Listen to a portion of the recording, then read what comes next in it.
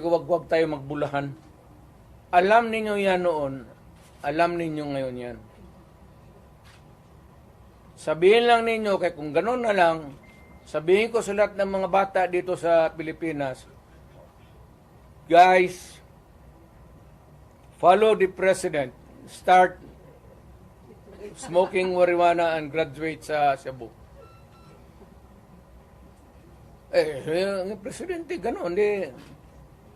The best example is gano'n. But people are looking up to you as a patriot and nationalist. Ikaw yung Hindi nga, people looking at me because that president is silent. Kita mo ulit siyang ginawa. Dapat at first stage pa ng laalitan, sandali. Hindi naman dumaan estudyante yan eh. Yan si Sulika.